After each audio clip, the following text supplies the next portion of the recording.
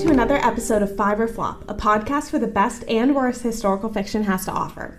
I'm your host, Erin. And I'm Grace, and each week we'll be reading a different historical fiction book to see if they're a five or a flop.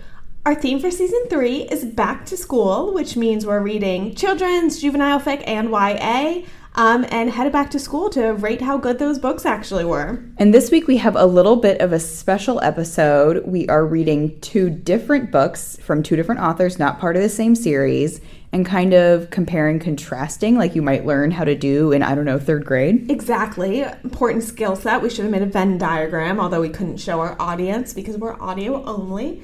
And I think this episode actually hits on something very important we've discussed in past seasons, which is the oversaturation of the World War II historical fiction market. That's how we decided to put this all into one episode, yes, rather than splitting it up. So our first book is going to be Number the Stars by Lois Lowry. And our second book is going to be The Upstairs Room by Johanna Reiss. I think I'm pronouncing that correctly. Apologize, Joanna, if I'm not. And these are going to have a lot of differences that we'll get into later. So I think it's a good combo. I think so too. What's up with you this week? Well, we have both recently realized that we moved away from a really cheap place to get facials. And by moved away, we mean I moved a 10-minute... I never even lived there. You moved closer, and I moved far away. Yes, exactly. But we found a place in D.C. that we can get a 90-minute facial for $100. Which is insane if you know anything about facials. Yes. And it is fabulous. And I got a facial, and I wore a new top to go get my facial, and I felt very bougie. Love. And they actually gave me a 10% off because I referred Grace. So that was a really big win for me too, personally. The lady is good at upselling. Like, in the middle of the facial, she came over with some sort of, something, and she's like, I'm doing a, whatever treatment. It'll be $115. And then she just started doing it. And I was like, you know what? Fine. We saw different people, but the girl, I've been going for, a few months now. And the woman I've seen... she has upsold me on products afterwards. She's like, you should get this to help your skin. And every single time she's done it, I've gone 3 times, she's done it twice. And both times, I've really genuinely loved both products. So I'm not mad. If you can work it. Yeah. That's been really great. While you've been relaxing, I have been watching the newest season of Dance Moms. So the opposite of relaxing. The opposite of relaxing. So hyping up stressing out. Yeah, really stressing out. I will say, have you seen it? No, I've heard a little bit about it, but I kind of am not watching it. That's fair. Unless you tell me that I should. Personally, I was really worried that it was going to be, a lot worse, like a real dip in quality. Yeah. I don't think it was. I really enjoyed it. In terms of entertainment value? Yes. Okay. So, obviously... it's not the teacher who's nuts because they can't hire another really abusive teacher. So they try to make the teacher seem like she's mean and crazy. She's like a harsh teacher sometimes. Yeah. It's just kind of like the nature of normal people, aka us, are gonna think you're wild if your job is teaching kids to dance at such an intensity that they're not going to school like normal. Exactly. But the moms are fucking crazy. They look like they have crazy eyes. And the girls, some of them are evil. Some of them are so mean. But I love it. One of the girls, actually, one of my 2 least favorites, danced with Hugh Jackman on Broadway. Our favorite person. In The Music Man. So I think that's important to note and bring up on the pod. That is important to note. But yeah, would recommend. Did enjoy watching it. It was fun. It was short. It was 10 episodes. It was just fun. Okay. It's hard to imagine Dance Moms without the OGs in it and without Abby Lee Miller. But it is, but I liked it. If you kind of go in looking that they changed up the type of crazy that they have. I'm not unwilling to give it a try. Have you been reading anything fun? Speaking of Hugh Jackman. This is just a Hugh Jackman themed podcast now. Exactly. So a long while ago, me, Grace, and Santiago watched The Prestige, the movie. An excellent movie. I remember almost none of it. However, our friend Kat, famously of the Babel episode... she sat down for the last 5 minutes of the movie with us. And then she read the book and she texts us and goes, the last 15 minutes she was reading was the creepiest thing ever. And she had to sit with the lights on for half an hour. And we don't often hear that from her. No, she doesn't get freaked out easily. And I was like, okay, well, I need, as the only person who has my working knowledge of the full movie, I have to, read the book as well. I thought the ending was much creepier in the book. there's like a whole part of the book that doesn't make it in the movie, which is fine because I think the movie was very well done. I don't think it needed every aspect of the book to be on screen. Mm-hmm. But I thought it was a lot creepier, for sure. Okay, interesting. So anyone listening who has seen The Prestige, you might want to go ahead and read it. Grace, what have you been reading? Well, this is something I want to flag for all of our listeners because I recently won a book in a Goodreads giveaway. Okay. It is a historical fiction book. It's by, I believe the author is Rebecca Rosenberg. I had not heard of her before, but it's called Madame Pommery. It is about the woman who invented Brut champagne. Also, if you go to her website, she owns like a big lavender field. Oh. I know. I was like, wait, North Carolina. Not you having a personal... Oh, no, there's also a reporter at Fox News named Rebecca Rosenberg. I don't think it's the same her. Rebecca Rosenberg, I think, is not like a name everyone has, but I think it's a name that is strange for two people to have. It's different people, sorry. And all these like weird crime stories were showing up, so I got really nervous. Oh, no. She's a lady who owns a lavender field, and she writes historical fiction books about women who make wine. Oh, so I just want to say, I have been entering the Goodreads giveaways for a little over 2 years consistently, and I have won 10 books. Wow. Yes. So you don't always know what you're going to win, but you're going to win something. Is it like a hardcover, or not but like a physical book? It depends. Some of them are Kindle, and some of them are physical copy, but they tell you before you enter. So like if you only want one or the other, and also some of them are a pre-release. Because the publishers want there to be like a good Goodreads rating already up when the book comes out. Oh, yeah, makes sense. Yeah, so you can get some ARCs that way. Very cool. Yeah. All right, should we dive into our respective World War II middle grade books? Yes. So we kind of split up who took which book for research, so we'll be splitting as we go. Yes. Quite like our bonus episode on lessons in chemistry and pachinko. Exactly. So I hope you all enjoyed that format because it's what you're getting. Yes. I'll start. I took Number the Stars, so I will read out the synopsis. 10-year-old Anne-Marie Johansson and her best friend, Ellen Rosen, often think about life before the war. But now it's 1943, and their life in Copenhagen is filled with school, food shortages, and the Nazi soldiers marching in their town. The Jews of Denmark are being relocated, so Ellen moves in with the Johanssons and pretends to be part of the family. Then Anne-Marie is asked to go on a dangerous mission. Somehow she must find the strength and courage to save her best friend's life. There's no turning back now. High drama for like a children's book. Extreme. Okay, and here's the upstairs room, which I will say, I hunted down this book for this season of the podcast. I think you described this a little bit at the end of last week. Did I? I probably did. Mm-hmm. Anyways, for your refresher and mine, I had a vision of the cover in my head, and it took me a long time to find the name. But here we are, the upstairs room. In the part of the marketplace where flowers had been sold twice a week, tulips in the spring, roses in the summer, stood German tanks and German soldiers. Annie DeLue, excuse my pronunciation, was 8 years old in 1940 when the Germans attacked Holland and marched into the town of Winterswijk, where she lived. Annie was 10 when, because she was Jewish and in great danger of being captured by the invaders, she and her sister Cindy had to leave their father, mother, and older sister Rachel to go into hiding in the upstairs room of a remote farmhouse. So, some similarities, some differences, and let's get into the author bios. Yeah, sure. All right. So, Lois Lowry is one of the most famous people that we're having certainly on the season. Oh, yeah. Perhaps just the pod as a whole. So, I'm sure all of you... Famously, the Giver movie with Taylor Swift. Yes, famous for having a movie that Taylor Swift was in above all else. Which, stay tuned for a future episode of the pod where we also have a movie cast to discuss. But Lois Lowry, for those of you who do not know, was born in 1937 in Hawaii. She moved around a lot. She was an army brat. She went to school in Tokyo. And then eventually she married her first husband, who was a naval officer.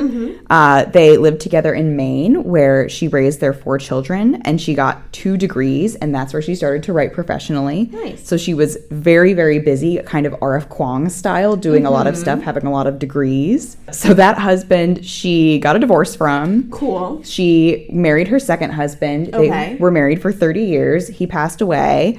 Now she has a committed relationship with a third gentleman who I don't think they're married, but good for her. Love that. And she has said that a lot of her books, she writes children's novels, very acclaimed, obviously the most famous is The Giver, that she writes about loss and community and overcoming differences. So her first book was kind of her dealing with the loss of her sister. Her son also had passed away, who was a Navy fighter pilot. And she has won 2 Newbery medals. Newbery Award winners are going to be a theme this season. Number of the Stars was one, and The Giver was the other, both in the early 90s. And Number of the Stars is based on the stories of Lois Lowry's friend Annalise Platt, who has since passed away. But she grew up in Copenhagen when it was occupied by the Nazis. So that's where the source material for this came from. And for the upstairs room, similarly, we also have very direct source material. Johanna Reiss is the author. She's a Dutch-American writer who wrote about her own experiences as a Jew during World War II. So the character in the book, Annie, is herself. Yes. So this kind of walks the line of autobiographical, but it's also written like a novel. So we're still kind of... We talked about how to include this. I think the way to approach it is as a fictionalized retelling. I believe, you can correct me if I'm wrong, but Joanna wrote this for her children so that they would understand what she went through during the war. And I think it's, in publishing, like, not really held to the standard of nonfiction, but it is presented as mostly the truth of what happened. So we decided it walked the line close enough for us to include. Especially as a comparison point. But, so she did hide with her older sister Cindy during the war in the attic of a farming family, which is what occurs in the book. She's published 3 books. This one, A Journey Back, which is the sequel to this book. So it's about her and her sister reintegrating into life, which I actually really want to read because I think that'd be very interesting. I think so too. And A Hidden Life, which is a memoir about her life and her husband's suicide. Oh, which is incredibly tragic. Yeah. So her books have won awards like the Newbery Honor Book, the ALA Notable Children's Book, and the National Jewish Book Award. And I want to clarify something because this is something I did not realize, but it came up and now I understand it when I was researching a book we're going to record next. So the Newbery Medal is awarded to one book every year. The Newbery Honor is awarded to the other nominees. That's what I thought. Okay. Yes. Okay, so it's still very prestigious. Very few books are Newbery Honor books, but it is separate from the medal. When we inevitably forget about that a few episodes from now. No, it lives in Grace's head. When I forget about it. Have you read anything else by the authors or these books? Are they both of these are rereads for me? I have never read The Upstairs Room before. I had not heard of it. And I feel like I normally present myself, as very well read, very learned, but I will say I have never read a Lois Lowry book to completion. Really? I have never read The Giver, and when I was young, I was given Number of the Stars, and I did not finish it. Really? I think I'd read both of these books a couple of times as a kid. And then The Giver was actually an assigned reading book for me in like 7th grade. Oh, interesting. My teacher was like super creepy about it. You know the scene where he's like giving her a naked massage or whatever? Well, no, because I haven't read it. Oh, I'm sorry, yeah. Or seen the movie famously starring Taylor Swift. And it's like his dream, and she's like, oh, I love this part. And it was just really creepy thing to say to a bunch of like 11-year-olds, 12-year-olds. How old are you in 7th grade? Doesn't matter. It was very interesting for me to be like, okay, let's go back to this book that as a kid I decided I wasn't going to finish because I thought it was boring, and see what I think about it now. Yeah, that is a fun one. Yeah. I don't think either of these have show or movie adaptations. Not as far as we are aware, but I have not seen The Giver featuring Taylor Swift. Well, maybe that's a bonus episode. What I really like about Taylor Swift is she just picks acting projects for no reason. They're always really bad. And they're crazy, too. Like, none of them are even similar to each other in any way. Fascinating. I mean, I guess if you were that famous, you could just literally do what you want. So, yeah. I mean, so what? The Giver, Cats, The Lorax, Valentine's Day. That one when she got, like, hit by a train that just came out, like, last year. Oh, I don't even know she was in it for like a second, and it's just her like getting hit by a train. She's so wacky. She picks funny girl. Picks weird ones. All right. So how do you want to do it? Like break it up book by book? Yeah, and then we might have some overlap comparison. I think so. I think once we start, we'll flow pretty organically. Yes. So let's start with Number of the Stars. Okay. I did finish it this time. Okay, well I'd hope so. It was like 90 pages. It's required reading, yeah. And I did like it. It wasn't my favorite thing in the world, but it was fine. Yes. I think especially it was great. Like, it would be good to give to children as a way for them to learn about the Holocaust for the first time if they don't know what it is. I think that's a fair thing to say of both of these. I think so too. I mean, I think if I was in that position to like hand a book to a child, I would probably hand them the upstairs room. I would agree. Yeah. It just the first person quality of it, not only that will come up against this later, but Lois Lowry is not Jewish. The friend she heard the stories from was not Jewish, and the main character in the book is not Jewish. Yeah. So that's still a very important perspective. And the thing I enjoyed most about it, to be frank, was learning about Denmark during World War II. Yeah. Because it's not a country you really hear about. And I felt the same with learning about Holland in the upstairs room as well. I agree. And kind of it's the same thing that was intriguing about All the Light We Cannot See. Because even though it was in France, it was in this really remote little area. Yeah, it wasn't Paris. Yeah. So doing the research for this gave me a renewed appreciation for it. That's kind of the relationship that I had to the luminaries. But in terms of the plot, this is, even though it's, I'm going to say double the length of a Josefina book, roughly, it did not have a plot that was more complex necessarily. Certainly the stakes were higher. Yeah, it was a very simple, like, this happens, which leads to this, which leads to this. There's one setup and there's one climax and there's one conclusion. There's no subplots. It's just a very straightforward through to the end story. Which is definitely something I noted in that I thought it recommends, like we talked about with the other books we've read this season, they have like a, what's real about this at the end of the book in this one. Mm-hmm. And it's recommended for a 10-year-old. And I know I was like, I assume you were as well, like advanced reader for my age. Mm-hmm. I feel like that's way too old for this book. Well, that's the thing.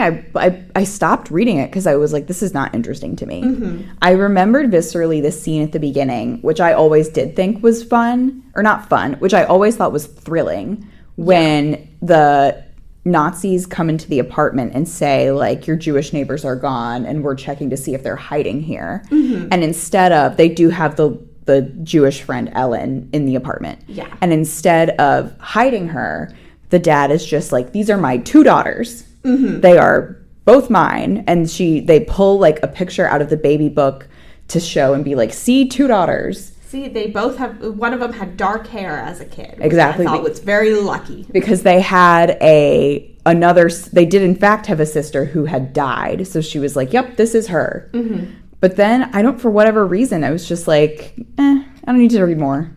That's fine. I guess I was like, this part is thrilling enough that it's given me what I need. Mm-hmm.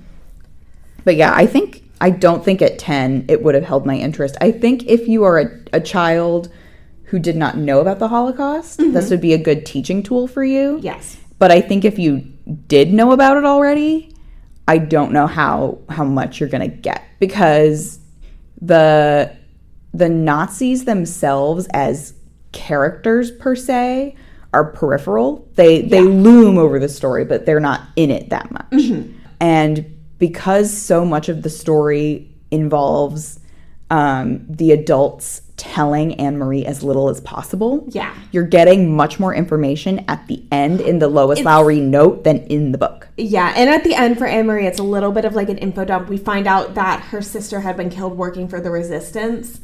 And I think it's cool that they tied that in, but it just kind of like was a little info dumpy at the end, I think, even for a child reader. Well, because at the very beginning of the book, they tell you the sister died in a car accident. And it's a little suspicious, but you're like, And then it doesn't come up again until the book's over. Yeah. And so it's a way of connecting the dots, but there's not a line drawn between them during the course of the story. Yeah, and basically what happens is that they're trying to save Ellen and her family and get them to Switzerland. Sweden, excuse me. Yes. And get them to Sweden. Sorry, I'm thinking of the Bella Swan quote where she goes, I'm Switzerland. Oh my gosh. That's 100% what I'm thinking of right now. Famously. But it was very straightforward. They go to Anne-Marie's mother's brother's house, her uncle's house, excuse me. And they hide Ellen's family amongst a couple other Jews in the bottom of a boat and sail across. Mm-hmm. And the mission that's in the synopsis of the book this is one of the most insane parts to me. Because as I was reading it in the text of the book, I was like, sometimes people who are authors are not well versed in the sciences. Mm-hmm. And so I was like, what's going on here is just something stupid that Lois Lowry made up. It is not. No. So what happened was obviously the Nazis aren't stupid, and they know that the fishermen who drive their boats to Sweden are a liability as a point of escape for the Jews of Denmark. And so before any of the boats can go out in the morning on their fishing, they bring dogs through to smell. And what the fishermen did was they would hold a handkerchief in their hand that had cocaine in it. And then the dogs would sniff it and they wouldn't be able to smell anymore.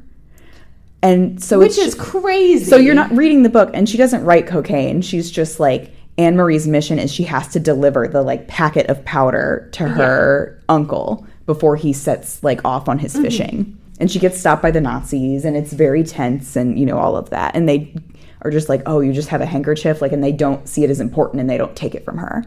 But then in the epilogue, Lois Lowry is like, yeah, that's what they did to like, yeah, it was real, to smuggle all of the Jews out of Denmark, and it worked.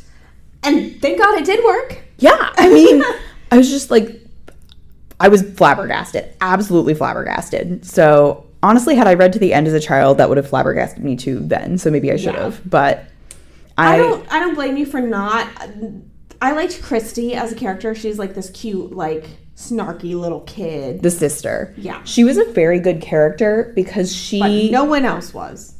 Everyone else was just fine. No one was too standout in terms of their personality. Yeah. Except maybe the dead sister's boyfriend, who was Peter, also Resistance. Yeah. He was also Resistance and also died. He was on the periphery, and he would show up and be like kind of sneaky. So whenever he showed up, you knew that something fun was going to happen. But Christy, the younger sister, is young enough. She's maybe in like kindergarten age, maybe a little bit younger. She doesn't remember life before the Nazi occupation. So that's what really sets her apart from all of the other characters who do know. Yeah, this is just like the norm for her. Yeah, she also has a limitation in that she can't be involved really with any of the plotting because she is so little. Yeah. So, like I said, everyone kind of does one thing in this book because it's so short and so simple. Yeah. So I do think it is a good book. I feel like I'm listing a lot of things about it that I'm like, whatever, but I think it did not blow my socks off. And again, I know we're grown-ups, but we are reading from the position of, you know, this book is for children. What do we think about it from that lens? And as a teaching tool, which I think is, let's go into your bullet point about some of the point of views. And I think this will be a nice segue into the upstairs room as well. Yes, I copied this quote in because it was so interesting to me. I found a Q&A with Lois Lowry, and the person asked her, I've always heard writers are told to write what you know. You're originally from Hawaii, grew up in an army family, and you aren't Jewish. How did you end up writing Number the Stars? And Lois Lowry's response, I think, is really interesting. She says, well, I'm not sure I agree with the starting premise about writing what you know. The story about the Danes saving the Jews in 1943 was first told to me by a close friend who actually died recently. She grew up in Copenhagen during the Nazi occupation. Jewish kids often ask me why the protagonist of the story isn't Jewish. But when you write a story, the protagonist is always the one who has decisions to make. And in 1943, the Jews didn't have decisions to make. The Christians had all the choices. So it's like, I get what she's trying to say. However, I don't like what is said here. It's interesting because given the research, I think she's not wrong, but she's not 100% right either. Yeah. The phrase that was used by her in the epilogue was Christian Denmark rose up like a wall around Jewish Denmark. And I think, frankly, in essence, that does seem like it is what happened. Yeah. Because the facilitating the escape required all of these fishermen who were Christians. And it required, like we see in the book, the machinations of Christian families like the Johansons and who are, you know, doing all of these things. But it's not like the Jewish families don't have agency. They are participating and going along in these plans. They're not cargo being moved around like the cocaine for the dogs to sniff. So I don't think there's anything wrong with having a Christian POV character. It's, you know, that's a person that existed for real in the time. I mean, like, not literally Anne Marie was not a real person, but you know what I mean. There were Christian children in those circumstances. Yes. And it's not as if this is the only World War II book for Jewish children to read if they want to read one with a Jewish protagonist. But this is, I think, in a little bit of a sense, Lois Lowry kind of is doing Write What You Know because of her friend who told her about these stories. That part I don't agree with, because I'm like, well, that's what it is. Like, So I think that she did a lot of research after the fact, other than these firsthand stories that she heard from her friend. And I think she sat down to write the book. And I do think the book has a good message that's in line with what she said in her own words earlier. That's when I ferreted that was from her personal website about the writing about loss and overcoming strife in community. Yeah. And I think that is what she's doing here. But I think you're right that, or maybe I'm putting words in your mouth, but what I think she's doing here is making a good point, but it could be phrased a little better. Yeah, I don't love the phrasing, because to me it comes across like the Jews had no agency at all. Mm-hmm. And we don't see that demonstrated very much, because for a very large portion of the book, just through the utility of the plot, Ellen Rosen, the little girl, is separated from her parents. Yes. Because she's pretending to be the sister. Mm-hmm. So they are reunited eventually, and also just because our main character is 10 and she's not entrusted with a lot of agency by the adults unless it is absolutely required, like it is at the end, then they are not really privy to the adults making plans. Yeah. So I don't really like how she worded it. I understand what she's trying to say, but I don't like how that came across. Yeah. In the text of the book itself, it is nice to see the sense of community just across Denmark, that everyone in Denmark was kind of banded together against the outsiders. Which we're going to get into the history section, and then we're going to see the complete opposite in Holland. Yeah. Which is very fascinating. Well, here, before I do my history, do we want to talk about the upstairs room? Yeah, I think we'll do that and then go into the history together. Yeah. Well, and let's talk about, a book with a different country that we never hear about and with a Jewish main character. Yes, so this one, and a Jewish main character that is the author. Yes. Like, this is the author's story. Yes. So I think because of that simple fact, even though they're written for probably about the same age range, I would say, I think so much of it, because it's just infused with the author's experiences, it is much more mature. Yes, I agree. And I don't think even if you brought this up to Lois Lowry, she would claim otherwise, but there's just very obviously a lot more emotion and kind of imbued in the upstairs room. Yeah. Even when the writing is simple, and it is simple, but what you know about the person writing it, you can just feel it. And it's just like you learn with Annie, like, as she goes, you find out what happens with her, like when she finds out what the camps that people are going to are for, because it starts out pretty early in the book, people are willingly going, because it's obviously just propaganda, completely misconstrued, that they're hard labor and death camps. Yeah. And then as she learns more and sees what's happening, it's really devastating, because you can feel that very viscerally. And you're in the voice of a child. You're in the mind of a child. She's not writing as her adult self from the future who, looking back, knows things. But like the very beginning of the book, they live in a town that's right on the border with Germany? Yes, I believe right on the border with Germany. They live in this town that's right on the border with Germany, and her father is afraid by the proximity. And her mother says, oh, well, when the new house is done on the other side of town, then we'll be okay. Yeah. And the father's like, please, let's go to America right now. Yeah, and they miss their window to go to America. Yeah. Oh, my God. That's devastating. And I remember the one part where it's like they had to start wearing the stars, and like the littlest kids didn't have to, and some of them were upset because they're like, oh, I want one. They're like, yeah, I want to be a grown-up. I want to, yeah. Oh, my gosh.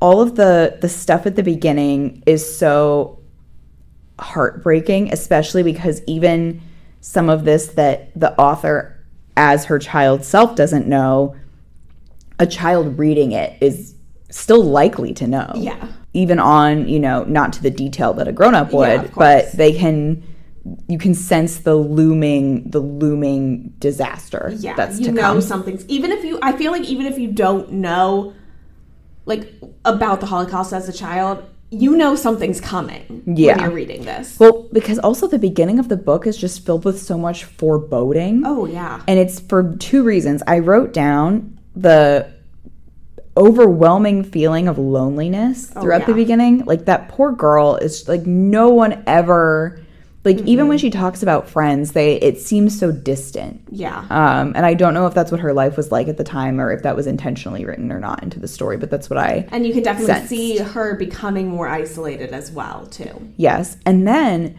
when you start the book, it starts with this little disclaimer that's like, I don't have the exact language in front of me, unfortunately, but it's like, this is not a story I want you to read in black and white. It's not a story about heroes and villains or good people and bad people. It's people who do both, both things. And I think that if you know that the author is a mother writing this for her children about her own experiences, that adds like an even greater... Yeah, well, I read that and I was like, that's an interesting disclaimer to have on a book about hiding from the Nazis. Yeah, but I think it goes... I think it's more so about her family. Well, that's the thing. Because I think it's so easy to like look back and be like, why didn't you leave when you had the chance? Like, you had all these opportunities. But obviously, hindsight is 20/20. Well, when you start reading, her mother never understands how dangerous the Nazis are. Even when they go into hiding, they don't take their mother with them because she's sick in the hospital.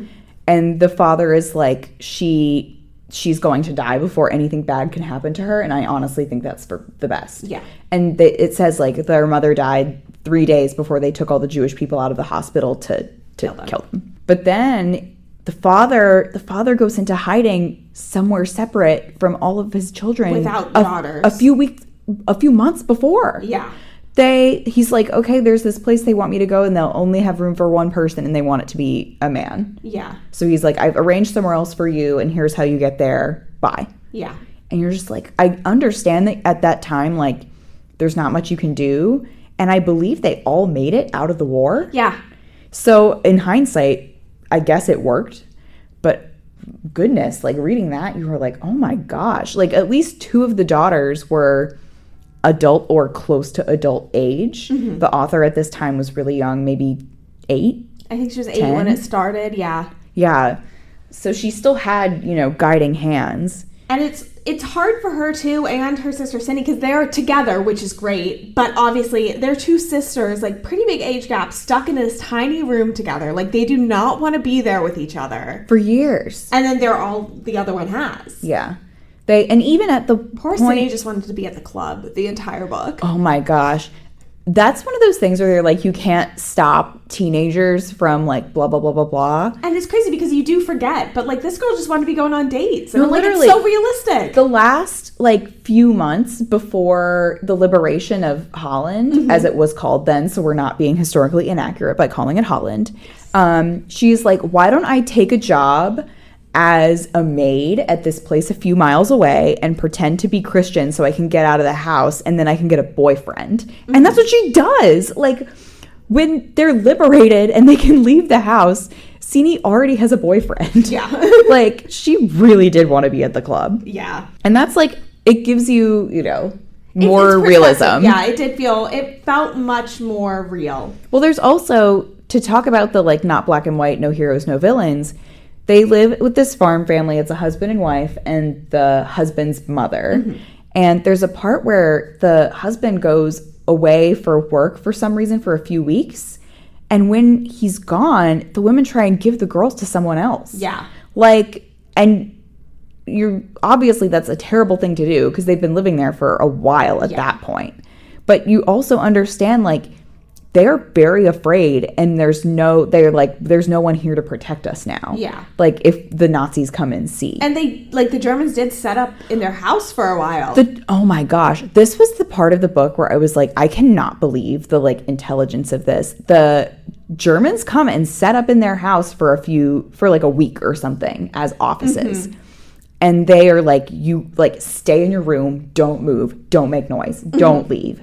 But Annie is a little girl and she's been cooped up forever to the point where she can hardly walk. Yeah. And so she just, like, creeps down the stairs thinking she can get away with it.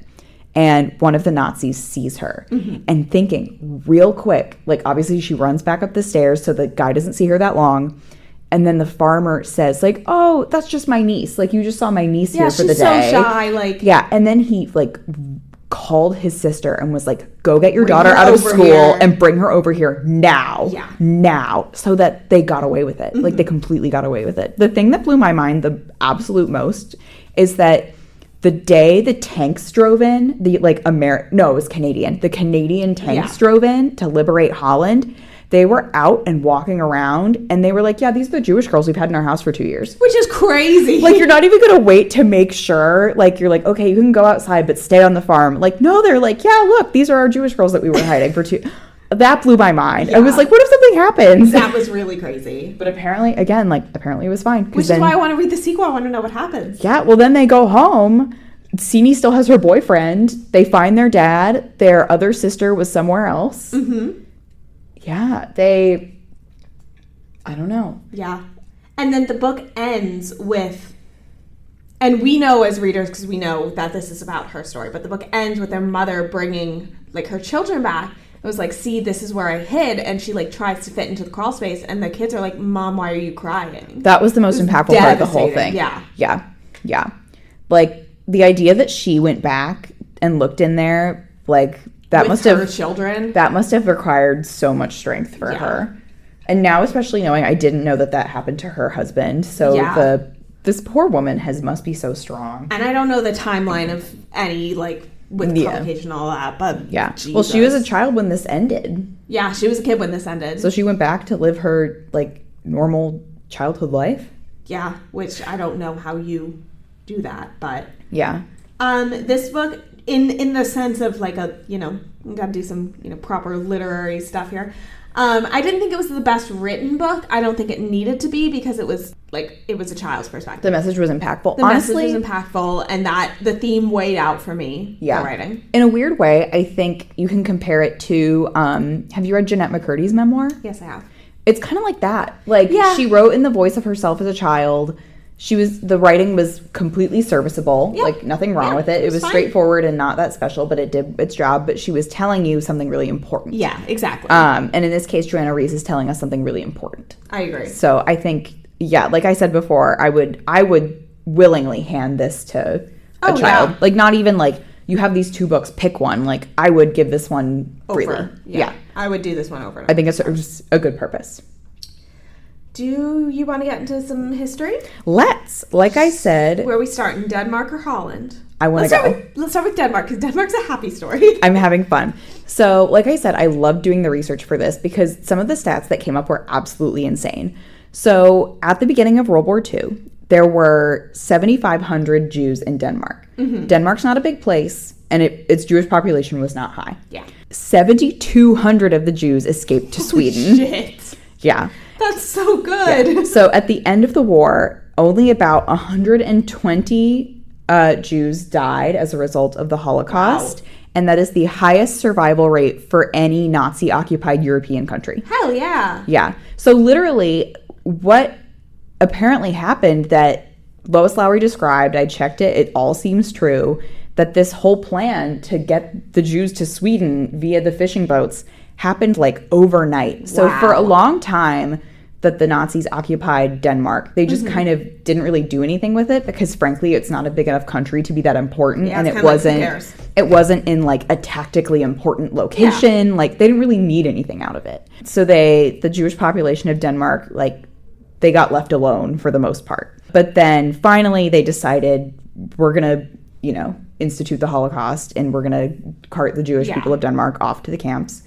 And there is one German official named G.F. Duckwitz who leaked the plans early. It was supposed to happen on Rosh Hashanah, Jewish New Year. So when all of the Jewish families went to synagogue for Rosh Hashanah, the rabbis told them, they were like, this is going to be happening. We need to get out. Which is like what happened in the book. Yeah, which is what happened in the book, happened in real life. They're like, we need to get out now. Again, it seems true that basically within like that little notice, everyone just like figured it out, mobilized. Yeah, because apparently they're like, Denmark was not really that anti-Semitic of a place. Yeah, like the Christian population didn't have the problems with the Jewish population on the scale that other countries did whether or not they were Nazi occupied. And part of this was from their king, Christian X, who got a little fan mention in the book. Yes. At the beginning of the story, or at the beginning of the book, Anne-Marie tells a story where Christian, king of Denmark, rides his horse through Copenhagen every day. A Nazi sees him and asks the little boy, "Who is that?" He said, "That's our king."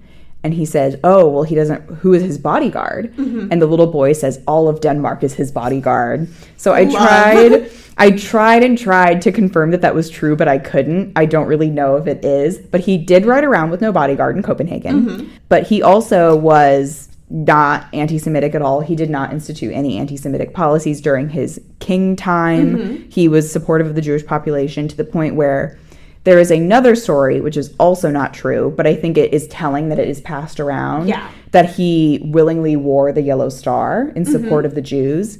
But that is untrue because the Jews of Denmark were never made to wear the yellow star. Gotcha. Because they were so, like, basically unimportant in the eyes of the Nazis. Yeah. So I do really enjoy the story where almost all of the Jews of Denmark escaped to Sweden and survived the war. So that was very nice to research. Well, that's great, because in Holland, 70% of Holland's Jews were killed in World War II. Bad. It had a 27% survival rate during the Holocaust, which is way lower than the Jewish survival rate in neighboring countries, which had about 60 to 70% survivals. Oh. So it's, like, drastically That's worse. severe, yeah. This was accounted for several reasons. One was lack of hiding places, and I'm not quite sure if that meant lack of people willing to take in Jewish families, or, like, maybe their houses just weren't built for that. I think it's kind of a bit of both. Okay. Or maybe it's like a geography thing? I think so. I was a little confused by that. Okay. Well, that is also not a large country. It was also very easy to persecute Jews because their national records included religion at the time, which a lot of countries that was not the case. So they had a record of who was Jewish. So it was much easier to identify people. And, quote, the willingness to cooperate with the Nazis. So you saw in the book the demonstration of, like, Annie's friends from school wouldn't talk to her anymore. It was, like how in Denmark they mobilized quickly in a good way. They did that in a bad way in Holland. That is very unfortunate. There were also a lot of bounties played to police and collaborators to track down Jews in hiding. Okay. So they were very persecuted. Survival rate, very low, which is devastating. Because this book was based off the author's lived experiences, I can't question too much of the accuracy of the book here. Mm-hmm. It's just not to taste. Yes. One thing that they did talk about in the book was the drafting of civilians into forced labor. This did happen. Wasn't just Jews. It was men 18 to 45 to work in German factories. So, yeah, I mean, that seems like something they would do. I wish I had a happier story to share today. But when I was putting in my research next to yours on the script, I'm like, oh, this is devastating in comparison. I mean, it's devastating regardless. Well, yeah. Should have let you go first. All right. Well, with that, should we get into our calculators? So for this season, we have amended our star calculator a little bit based on the categories of historical accuracy, theme, characters, story, and vibes. I can go first for number of the stars. Okay.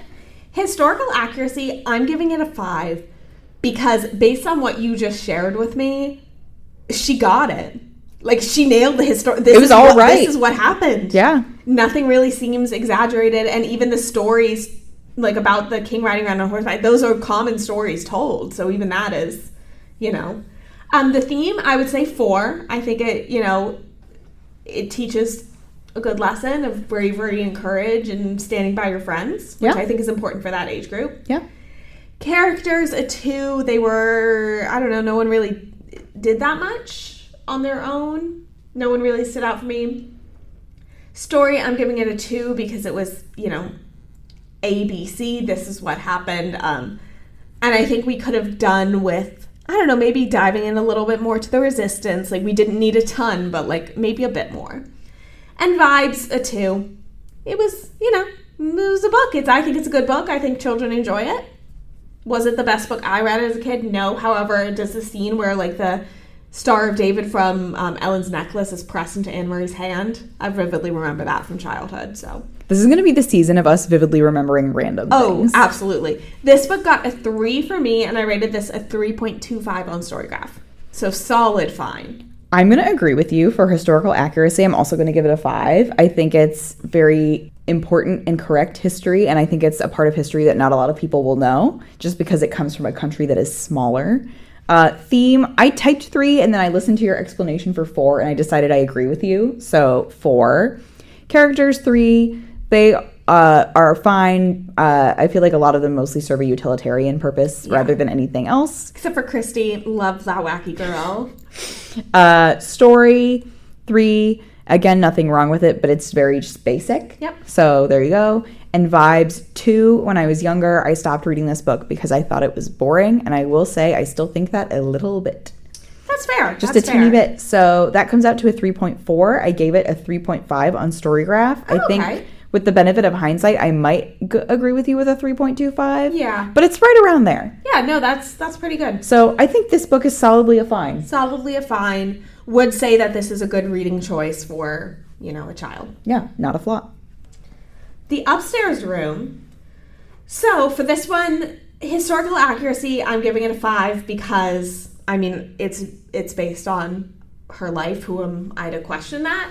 And also, it does reflect what was accurately happening in Holland at the time, tragic as it may be.